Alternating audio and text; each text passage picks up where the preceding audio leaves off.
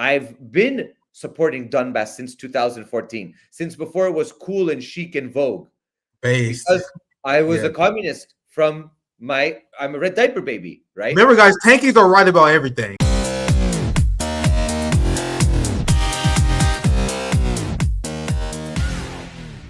Here's another example of Netanyahu just being wrong.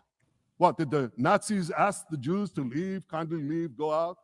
Did others, you want me to name all the genocidal leaders of history?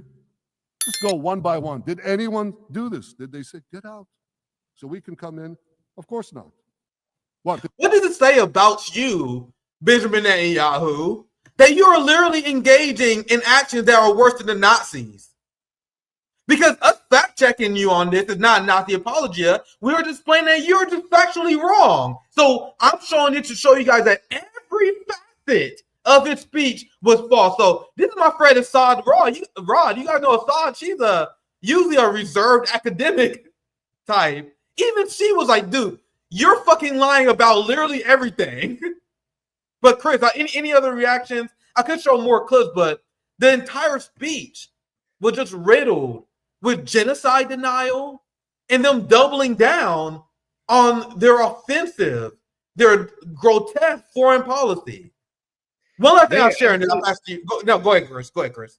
You're absolutely right. And of course, we don't even talk about October 7th, the Hannibal Doctrine, so many things that went down. I mean, a lot of the people who were killed, if not, I would say the outright majority of the people who were killed by their own military forces. Yeah, I was just scratching the surface. Yeah, of course. So I think that there's so much more that needs to be understood. And let's be intellectually honest. The survivors who were, the hostages who came back, none of them have claimed to have been sexually abused. The one that came back who was actually raped by her fitness instructor said that, oh, they looked at me. And the way they looked at me was like a form of rape. Please give me a break. Give me a break. Things have, we still live in the real world, and real world has definitions, and definitions have meaning. You cannot just say, oh, this means, the opposite. It just doesn't mean, no. Somebody looking at you, okay, that didn't rape you. They're looking at you. And probably they were just looking out of curiosity. Is this person okay? What's going on? Oh, I felt, undressed. Well, too fucking bad. Maybe you shouldn't be committing ethnic cleansing since, 1948. And maybe they won't look at you sideways, So I just think that there's so much going on here. And the problem is that there are so many people with PhD in their name, MD in their name, all these fancy titles that are so intellectually dishonest and trying to push people into a direction where they give up their faculty of critical reasoning and critical thinking and just accept the propaganda, the verbal diarrhea coming out of the mouth of Netanyahu and his ilk. And the problem is for them that people still have those faculties and are listening to people like you, like us, like so many others, and agree with us on some issues and disagree on others. The fact is we remain committed to the Palestinian people. We remain committed to a project of liberation. And at this point, there's no denying what's going on. Before, when I was, earlier on in high school and college in the Palestine movement, and we were seen as freaks because it was during, the buildup to the Iraq war, and we were seen as, and of course I come from a Middle Eastern family, so I was seen as somehow a terrorist sympathizers. Oh, you love Saddam, you love Arafat, you love this, you love that. And we said, no, you don't understand what's going on. And I've been to Palestine myself. And when now people see it, I've even had people message me say, you were right. I said, well, I didn't lie. I just told the truth. You just didn't want to look. You didn't want to investigate. You didn't want to look close. Everything was there from the beginning. Everything that we're talking about was there. Rachel Corrie was killed. How many people died over there? How many people went there? How many delegations? How many books were written? How many investigations?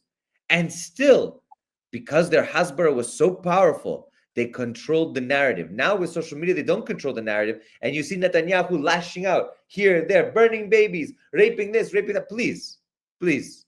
Now we have enough evidence in front of us to know. Nobody was taking breaks in the middle of that.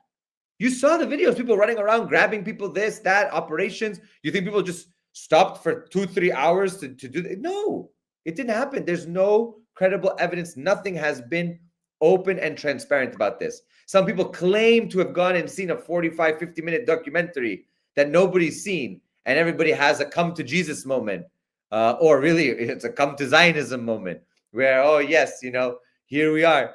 It's true. It's real. We haven't seen. Have you seen it? I haven't seen it. That's the lies that they keep on peddling. And the problem is the people now know that they're lying, and they have to now wrestle with the fact that they are further and further isolated than ever before in their history. Very well said. And it's great to have you guys on from the ACP. I never listened to the crowd who would try to prevent us from talking. You guys just saw the conversation I had with Haas, and there was a lot of people that never seen him in this environment. I am in a position because I have Shama who joined next week. I'm giving us in October 12th because I'm strongly in support of her campaign, and she is not as tanky as I am. Like me and Shama don't agree on everything, but I believe that it's extremely important for us to form this anti-Zionist alliance. Like RBN, I guess we're more of a think tank than a party, I guess. But I'm all about us forming all our own organizations and us coming together in coalition with each other. That's why I love the Brothers of Midwestern March. That's why I had a great time with Haas. We're gonna have him back on again. But the question, and then the last question I'm gonna ask you tonight is, what is the message that's coming from your party? Because you're on the executive board of the ACP, the American Communist Party, in this time where the American people are waking up against Zionism, in a time where the capitalist class is trying to frame us for political violence. Like, for example, with Nick Fuentes and the Goipers, they were trying to accuse Jackson and Haas and the ACP of being responsible for killing Charlie Kirk. That's how much they were trying to shift the narrative against us. So the last question I want to ask you for a day, this has been one hell of a night with all my streams going out, so I'm going to end it here. Last thought, what is the message as someone who's on the board for the left, for people who are still skeptical of the ACP, and what is your guys' message to the left and the working class in this moment, Chris? We can end it on this thought. Sure. I mean, I'm on the executive board. I'm the international secretary, so I'm the chief diplomat of the party. I maintain relations with all the parties around the world and some of the socialist countries. So my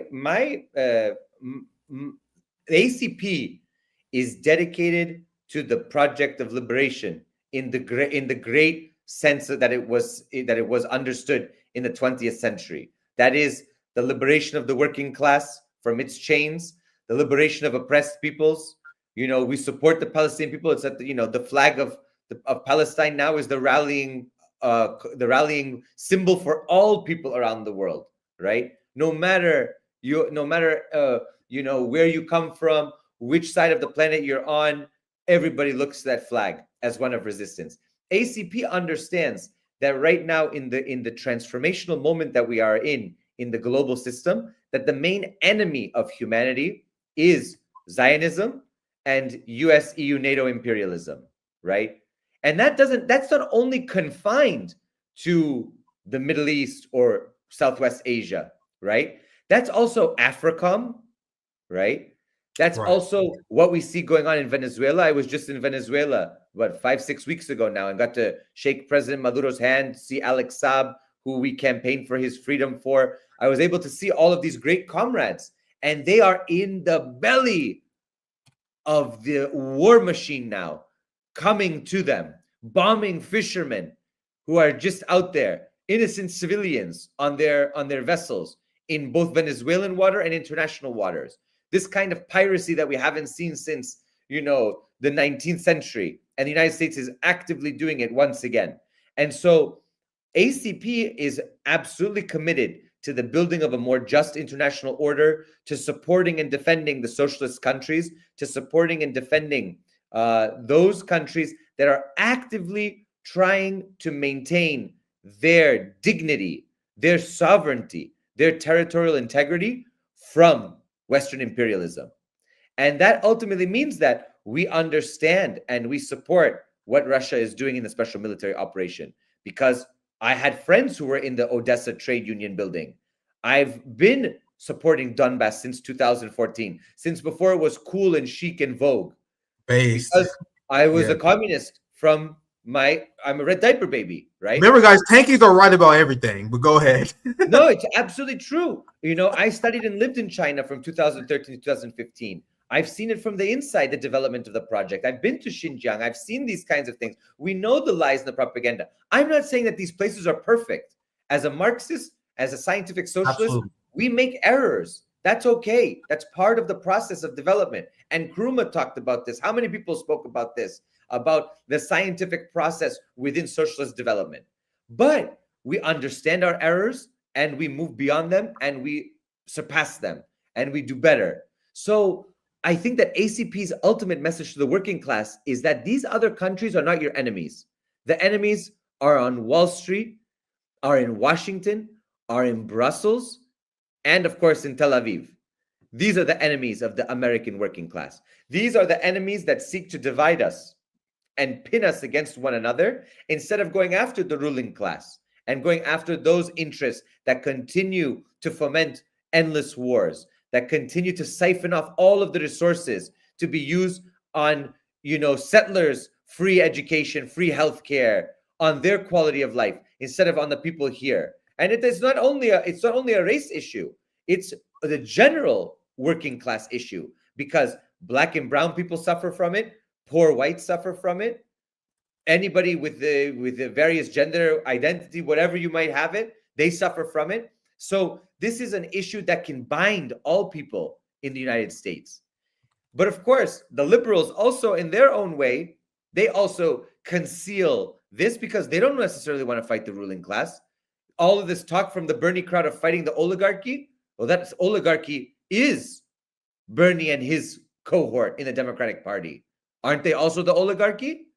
Isn't Nancy Pelosi getting rich and all of these senators and representatives getting rich on inside information and on all of their backroom deals and on all of their secret funding and things like that? So ACP says the enemy is not the Russian or the Chinese, is not the Palestinian, is not the Iranian, it's not the Yemeni.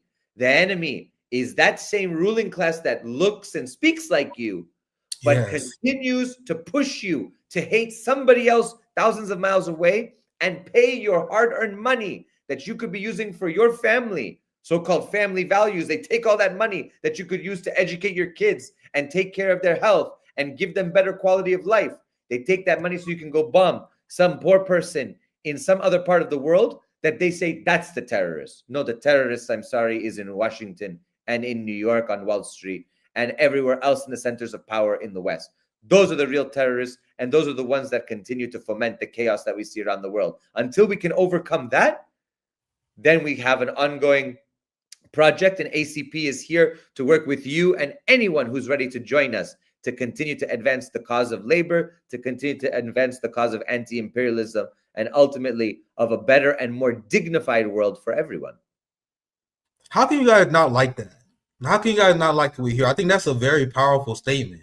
And how can you be opposed with form a coalition with people, even if we don't agree on anything? This is the coalition that we absolutely have to be building. And I want to be 100% honest with you guys. I find many people in the Western left to be extremely shady. Because you guys don't understand how much pressure was put on me to not platform the ACP. Do you guys hear anything wrong here? There are people that say you can't platform the ACP. They're a fascist party. Do you hear anything fascist right now? When I had Haas on, their chairman, do you hear anything fascist from him? So now you guys see why I don't really even associate myself with the U.S. left? Because how many people on the U.S. left, how many people with a platform gave the ACP a fair trial? How many people gave RBN a fair trial? Which is why I was willing to have the ACP on in the first place. Because how the fuck am I going to play gatekeeper when people gatekeep me? I'm banned from the progressive Bernie Sanders media apparatus. You will never see me on like the Hassan Pikers and TYT, all these progressive shows, because they view us as being beneath them. And how many people refuse to even have the ACP on, to even open dialogue with them? And that's why I've strongly taken the position is I view these people as extremely shady. I can't prove it. I don't have any evidence, but I will just say outright, I believe it's shady when I see people actively trying to destroy coalition building. And I see it in the West all the time. You can't talk to this person. You can't organize with this person. RBN strongly rejects that. And if you're one of the people who's upset with that, too bad.